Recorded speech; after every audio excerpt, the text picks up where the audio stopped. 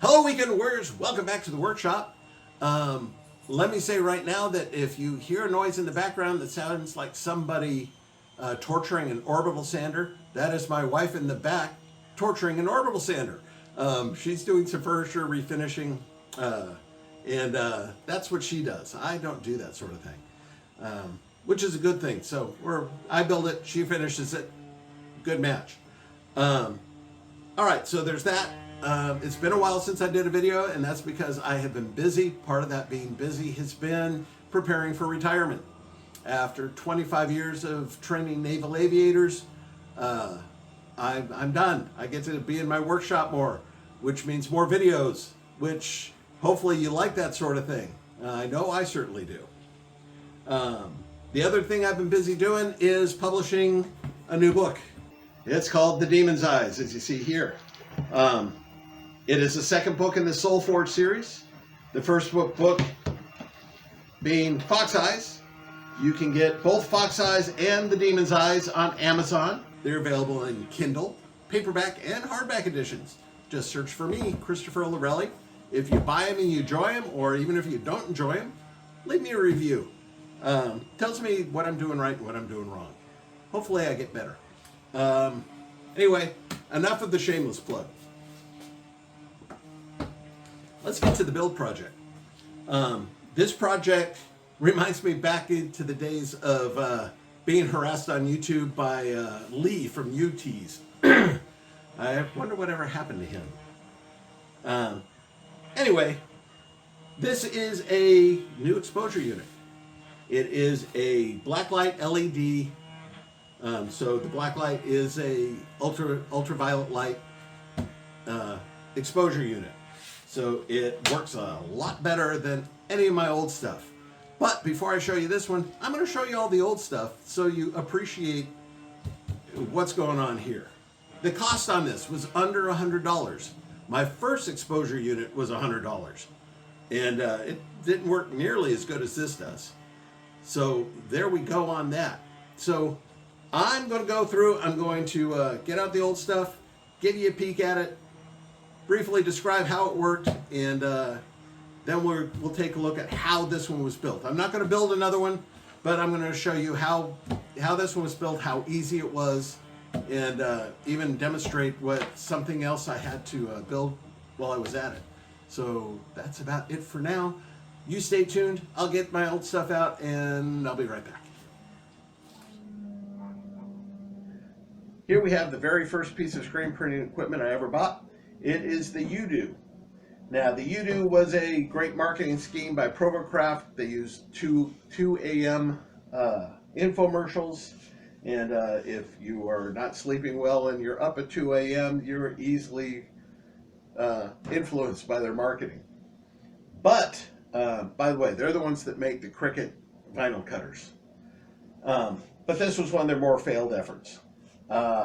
It's an all-in-one screen printing system, they called it, and it is partially correct.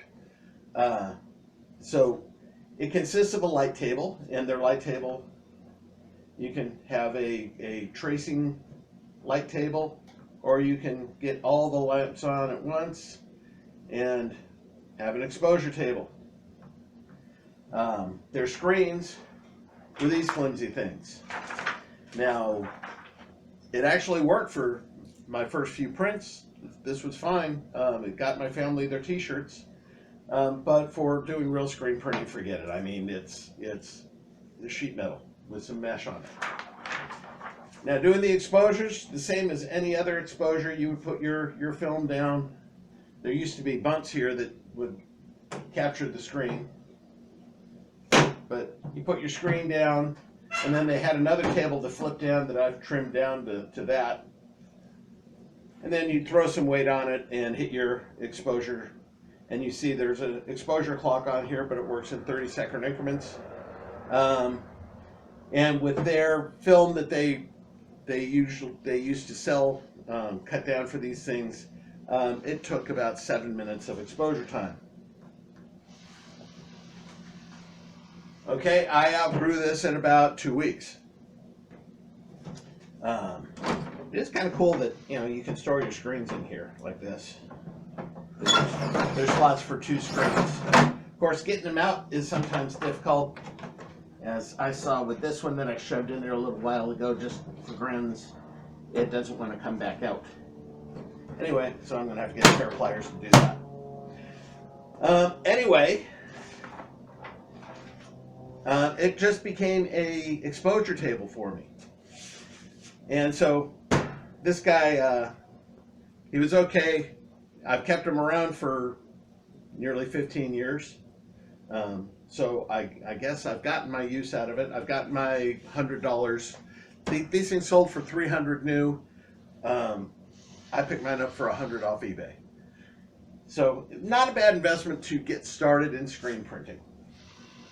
But anyway, I outgrew this pretty quick. I went to standard aluminum screens after I did a whole lot of building of my own screens, there's some videos from a long time ago where I built my own screen frames in the 20 by 24 size. I also built frames that you could shove these guys in to make them nice and stiff. But these are very, very small screens. Anyway, so that's it for the UDO. Let's go on to the next thing, which everybody has seen at one time or another. My next method of exposure was the classic work light on a stand method. So here I've got my work lights. I've actually built a little platform for everything. I've got the underbase for my screen. It fits perfectly into my screen. So when I put the screen over it, the mesh is flat down against that underlay. Of course, you put your film down, and then you would lay a piece of glass over the top. The glass would hold the film. Well, actually, I was right the first time. Would hold the film flush up against the mesh. So a good solid exposure without any undercutting. This worked great. I would get, using, say, Chroma Blue emulsion or Ulano, Orange Ulano. I can never pronounce that one. Anyway, the orange emulsion, I'd get around 2-minute exposure times. Here's the problem, though. You got to lay a piece of glass over the top, which means you got an independent piece of glass running around. And I had 3. Notice the word, I used the word had. Because my wife cleaned up the craft room where I stored them, away from the dangers of the workshop, and she managed to skip all 3 of them on the ground and break them all. So this was kind of a pain because I kept having to go out and buy glass. However, the last time she did it, I didn't go out and buy some new glass because I still had the UDO. So I figured out that I could use a combination of the UDO and the work lights to get a good exposure of all the emulsion on the screen. Simply by, let me get rid of this stuff. And let me move this thing. And move this out of the way.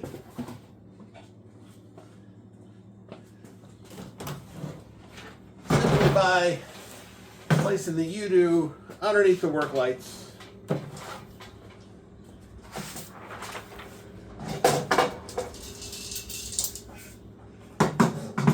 Oops.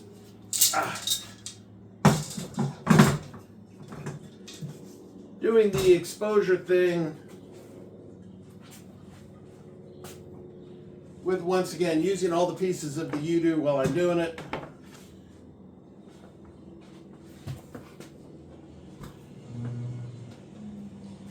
And a couple of weights. Oops. It actually went this way with the black side down.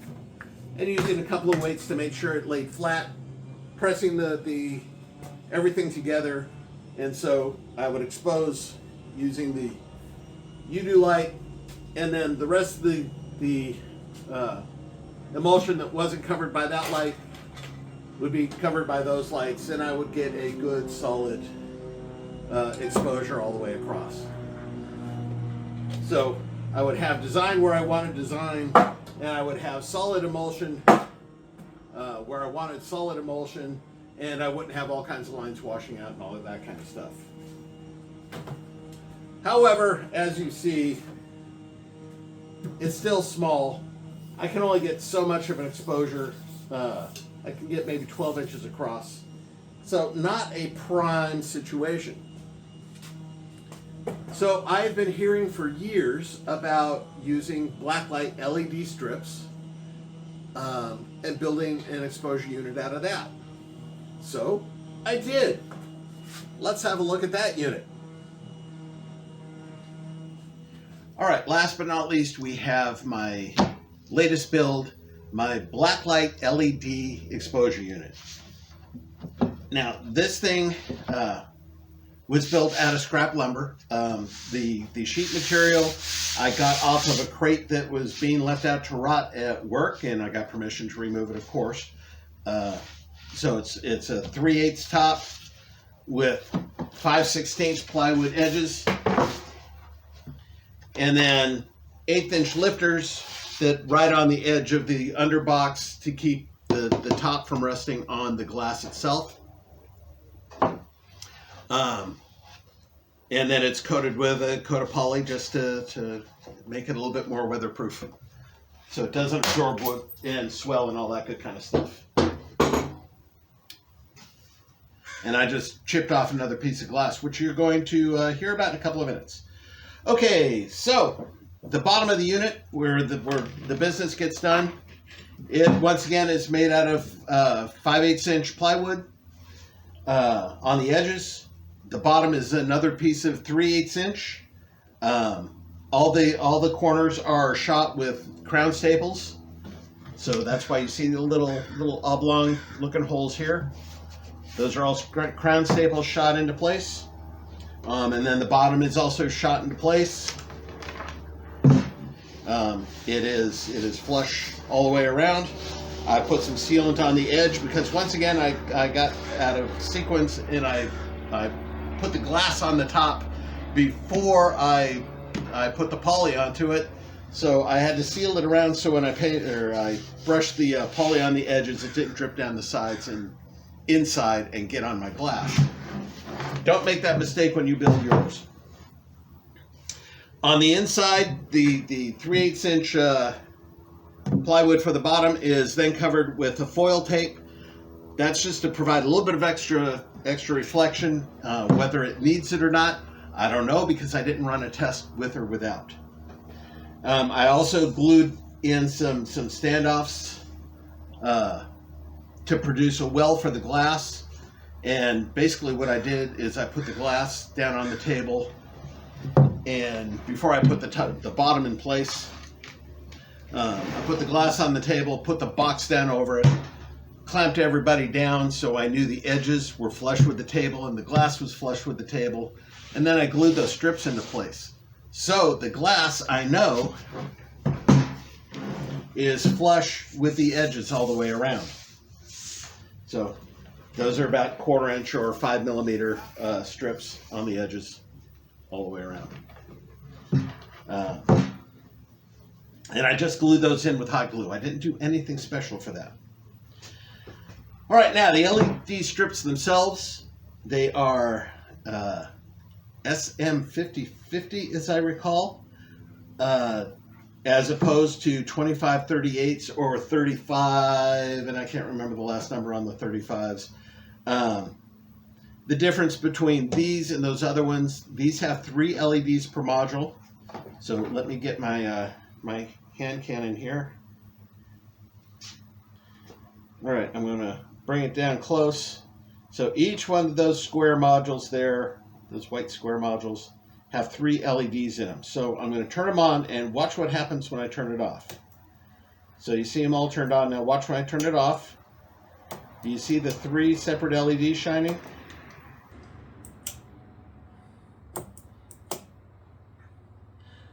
Okay, those 3 LEDs provide more lumens, so brighter light, more even light all the way through, which produces a much faster and a clean burn on the screen. The height glass to the bottom of the top of the glass to the top of the LEDs is 2¼ inches. And I figured that out just with a piece of white paper. I set it down on the LEDs, turned them on, and then raised that piece of white paper up until I could no longer see individual LEDs. That was all one even source at that point. All right, the wiring there, even though they look like they're wired in series because I've got the input at this end, and then I jump over to this end and then down, and it's actually in parallel all the way through. So don't think I've wired these in series. These are 12-volt LEDs, and my 12-volt power source is an old AT power supply. This power supply came off an old computer years and years and years ago. I use these and ATX power supplies in various parts of the workshop. This is my kind of traveler here. The other ones are wired up to like old Dremels, old battery powered Dremels that you can't get the battery anymore, but I can still use a Dremel tool wired, or a couple I use for my cameras. This one even has USB. It's got a USB there, so I can still run cameras while I'm recording. Anyway, yeah, so all that good kind of stuff. Total cost for me on this was $40 for glass because I broke a pane. So it's actually $20, 18 something for a piece of glass that's 30 inches by 24 inches wide, which means you've got to cut glass to do this. The LED strips cost me between $35 and $40. I can't remember. So what's that, $80? And then, like I said, all the wood is scrap and leftovers from other projects. So the cost to me was about $90 for a box that, if you buy one from a supply company, is going to cost you between $700 and $1,500, up to a couple $1,000 depending on the size. So what was the benefit of this? Well, on the UDO, I said using their emulsion film, it was about 7 minutes exposure time. On the Worklight, it was between 2 and 4 minutes. When I put the two of them together, it was about 4 minutes. This one's exposure time is about 22 seconds. And when I did my step wedge test, I was able to wash out down to 1 pixel, or pardon me, 1 point. I had trouble with the half points, but I don't do all that much that's all that fine anyway. So I'm real happy with the way this turned out. Now, in building this and cutting this glass, I had to come up with a couple of more jigs. I'm going to go ahead and shut it off now. I'm going to put the top on it so I can move it out of my way. And the jigs were for cutting the glass, because when I would try to cut the glass using a straight edge, and I had a glass cutter here just a minute ago. Let me find my glass cutter. I'm back. I found my glass cutter. All right, when I was trying to cut using a straight edge on the glass cutter, and we'll pretend this was a straight edge, I kept going down, and then I would somehow just get off a little bit. So I made a couple of these jigs. Now this one is for doing the 22-inch cuts. This one's for doing the 18-inch cuts. This one's for doing the 22-inch cuts. Now, as I said, I buy 24 by 30-inch panes. So to get the 18-inch width, I cut from the short edge. Now, when I would go offline, this sort of thing would happen. See these scallops here? Those were unintended.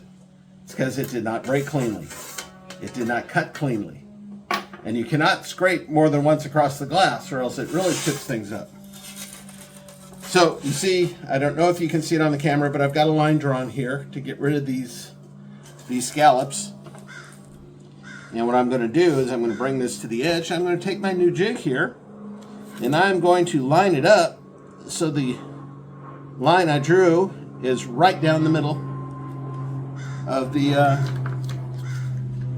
jig. And then I'm going to snug the jig down to my bench. and reestablish that line again. Oops.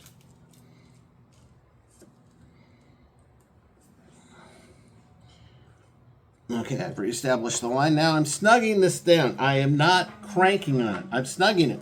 So the glass can't move and it can't move. I can take my glass cutter, insert it,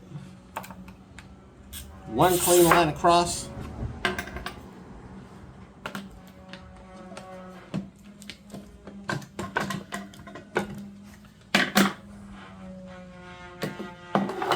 By the way, when we got started on the video, this chip wasn't going.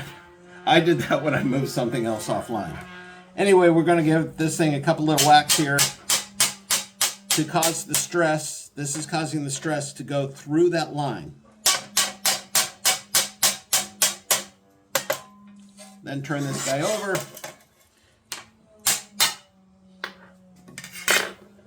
And I end up with a nice clean cut.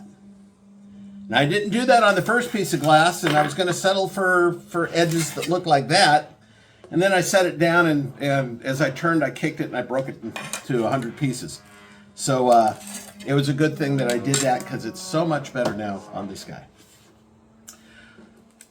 Anyway, so there we have it. I'm not going to do a demonstration of burning, because right this second, I don't have any projects going. Except for a set of doors for a bedroom closet. I have to make double French doors for a closet that doesn't have a lot of room to open doors. And the wife does not want the hanging sliders again. So that'll be the project that's coming up next. So that about does it for this video. So I thank you for tuning in and making me part of your workshop. Until I see you again, y'all take care. Bye.